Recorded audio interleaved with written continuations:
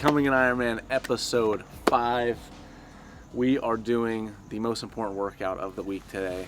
Finally got you guys along for a Saturday long workout. We have a 3.5 hour bike and then a 55-minute run off the bike. We got Hunter with us today. We brought all the bikes here. We got our race bikes, and then Dante is on the e-bike, his favorite vessel for filming these workouts. But so that's the plan. The first hour of the bike is going to be some speed work, some 7-minute zone 4 rounds, and then a couple 10-minute zone 3 rounds, and then all easy after that, and then a nice easy 55-minute run off the bike.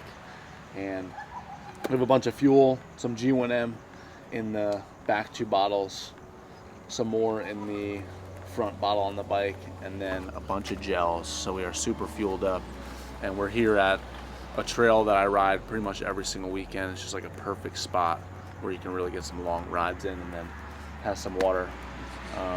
And yeah, it's a beautiful, beautiful spot. So we're gonna get some sick training in today. If there's one workout you don't want to miss, it's this workout. This is like the workout that's most similar to the race. So every workout matters, but especially these long workouts matter for your training. You got anything else to say about that? Absolutely not. Nothing else. My friend. All right, let's get it.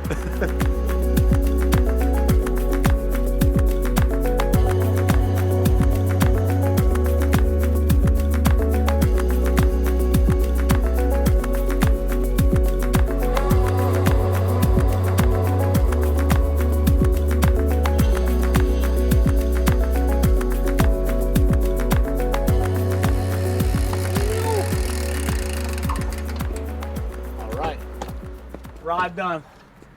It is toasty. That was honestly brutal. It's so freaking hot out. I'm gonna check the weather right now just to see how freaking hot out. 87, feels like 93. Kind of started running out of some water. So we're gonna rehydrate, chill out for a little bit. We did 3 hours and 18 minutes, so it should have been 3.5, but we just went a little bit faster on the way back. Had some really good rounds of that speed work in that first hour. Like I said, it was 3 by 7 minutes at zone 4, so right around like 260-ish watts for me. And then a 5-minute cool down, and then 2 by 10, and that was like right around like 240, 250. So overall norm power was like 189, so a pretty solid ride. And now we have a 55-minute run off the bike. So rehydrate, I'll have another gel, and we'll get out on the trail. But I had 2 gels and a bunch of JOEYM. I have 1 more gel before this ride, just a bunch of water before this run. Let's get it. All right, run workout. We got 55 minutes easy, but within that 55 minutes, 4 20 to 30 second strides. So just kind of open up the legs for 20, 30 seconds. Other than that, all zone 2, nice and easy, trying to keep the heart rate like below 140. And you can see it's a beautiful, nice shaded trail we got here. Sky, man. Look at that shade. No Show them, Dante. Look at that shade we got. Easy to keep the heart rate down on this summer 140 summer day.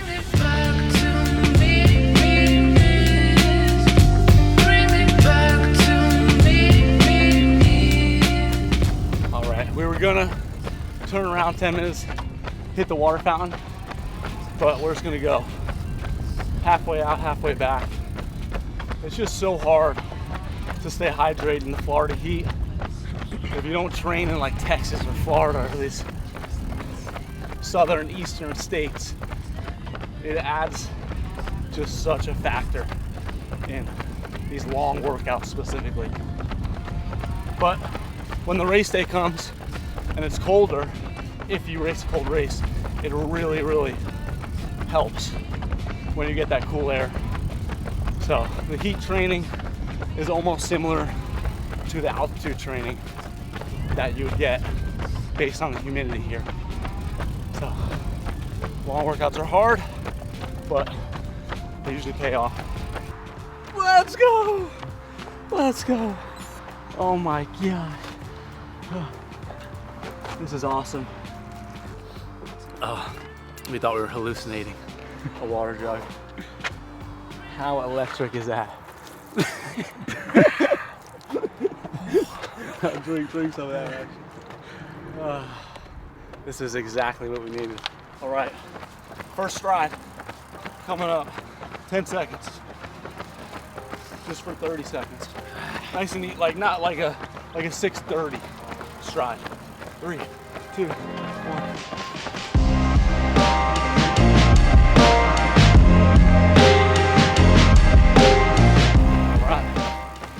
One down, 3 to go.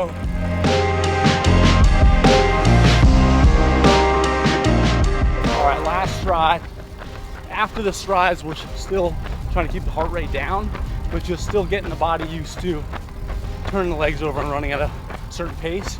So looking for like a 6:30, and then slowing down, and the remainder of this run will be zone 2. So 30 seconds, about a 6:30 pace. All right, we went a little fast. When the camera's on, you just want to run fast. And I'm trying to bury Hunter out here. So, you know, you gotta push your friends. There he is. He's upset with me, but we're just gonna make him chase us for the rest of this run. Come on, Hunter! All right, run done. It was hot, but my heart rate stayed solid. 6.46 miles, no real fast miles. Average pace 8:32. Average heart rate 138, so stayed nice. And yeah, that's it. Not bad, actually.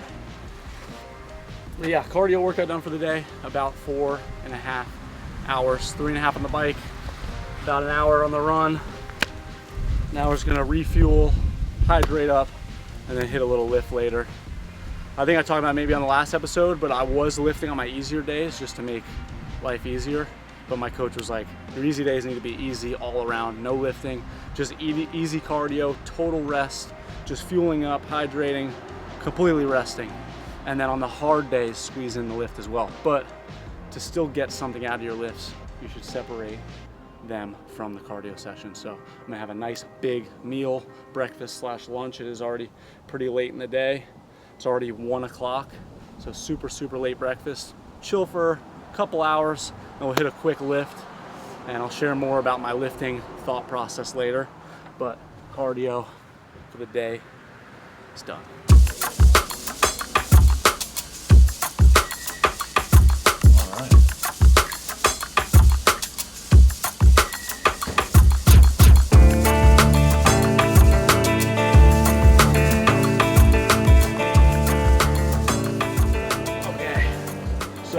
Workout today, chest and back, super easy. I usually do 2 different splits, push-pull legs or an Arnold split, which is chest and back, shoulders, arms, legs. Right now I'm doing that split, so doing chest and back. And lately with the Ironman prep, this is definitely the most volume I've ever done in cardio, like cardio wise. So I was talking to my coach, and I've just seen what other like triathletes do, and obviously I'm not really going to triathletes and being like, oh yeah, that's what I want to look like in terms of like their physique and their lifting. But when you're doing a marathon prep, triathlon and whatever, and you've built that base already in your whatever bodybuilding time or like working on your physique, the one way to not let it go is lifting heavy. So I'm not doing a bunch of volume with my lifting anymore. I'm doing more of heavy lifting. That's kind of going to trigger the muscle to stay there, but also not really hinder my cardio workouts. So I'm only lifting 2 to 3 times, usually 3 times a week, and I'm not doing high volume. I'm doing a lot lower volume. So just heavier weight, 5 to 6 reps for everything, and this will hopefully keep the muscle on that I've already built. And Higher Wellness, my buddy Mike, just posted like a TikTok about this and went super viral. But it was like, you know, these guys that you see, like Luke Hopkins, Nick Bear, whatever, Mike, whatever, these like hybrid athletes, maybe myself, that are like bigger guys but now run, they first got big. They first only lifted. I only lifted for like 10 years straight. I didn't do any cardio ever. And then I started getting into running, and I basically just tried to maintain the muscle while I got better at running. If you're skinny and you're not good at cardio and you haven't built that base either way, it's gonna be very, very hard to do both at the same time.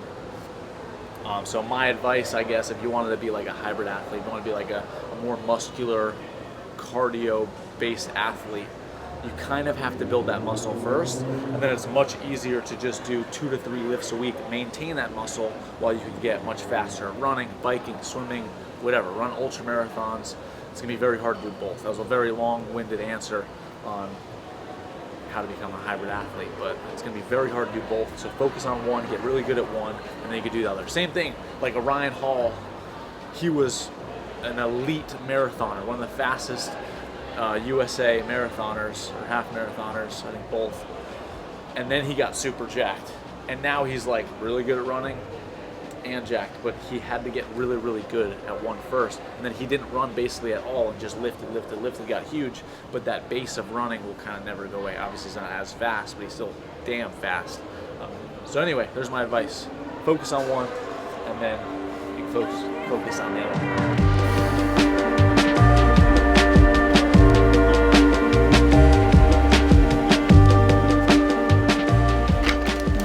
Also, I don't know if I said it in that entire ramble, but my volume is a lot less, not only in like the amount of reps, so I usually would do like 8 to 12, somewhere there. Now I'm doing like 5 to 6. I'm also just doing like less movements. So this chest and back workout is gonna be super quick, but I think super effective. So I'm doing like 3 sets of 6 on incline press, and then I just did like 1 set of 10 for warm up. I'll usually do like 1 warm up set for each movement, and then I'll do same thing. 3 sets of 6 on the last set, go to failure. On the pull-ups, we'll do some sort of a row, same exact thing, and then maybe a flat bench or some push-ups. So I'm only doing 2 back exercises and 2 chest exercises, but they're heavy, and the last set's to failure. I'm still getting the stimulus on that muscle to allow it to stick around and not want to leave. But that's pretty much the goal. The goal right now is not to put on a bunch of muscle. It's just to kind of maintain it while I get better at cardio. So that's what I've noticed worked the best for me when I was trying to lift super heavy and still 8 to 12 and put in a lot of volume and heavy weight while I do cardio. I feel like it kind of fights the cardio a little bit. I just feel a little bit more drained. These are quick, effective 30 to 45, maybe 60 at the very, very longest on the lifts, but usually around that 30 to 45 range, and just keeps it nice and short, but effective.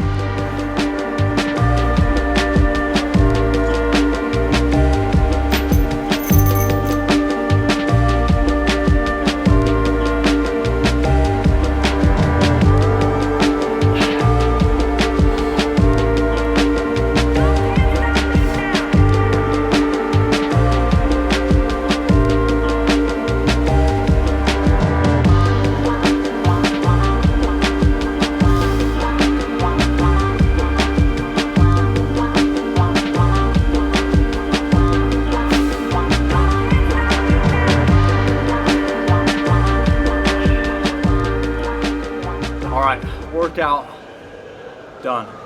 So I just want to walk you guys through kind of what my entire week looked like this week, and then race plan.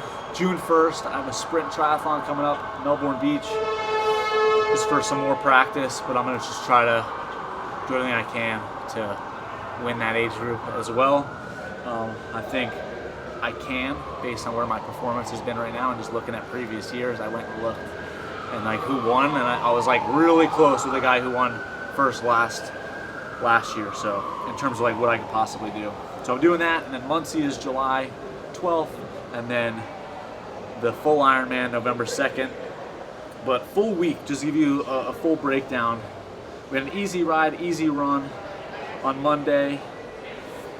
Then Tuesday, we had an FTP test on the bike, which I upped my FTP from 239 to 270. So a good bump there, very happy with that. And then a hard swim workout. Then Wednesday was my hard run workout, some speed work, and then easy swim. Thursday was just a nice easy run day. And then Friday was a swim test. So a 400 meter swim test and a 200 meter swim test, which those went fairly well as well. And then an easy ride and an easy run. And then today we had that 3.5 hour bike, and then the easy run off, 55-minute run. And then tomorrow is a 2 hour run with some speed work. And then I think it's 4 by 10 minutes at zone 4, and then an easy 1 hour swim. So lots of training, lots of hours, but it's all paying off. I feel myself getting better on the bike, better swimming, even better running at the moment, and just kind of maintaining strength. But yeah, plan is going well. Looking to see what I can do at the sprint. And yeah, that is the end of episode 5 of Becoming an Ironman. Like, comment, subscribe. If you guys want to see more of this content, also obviously mixing in the airline pilot content, and just excited to continue to share this journey and the progress towards the Ironman. So yeah, thank you guys for watching, and I'll see you on the next one.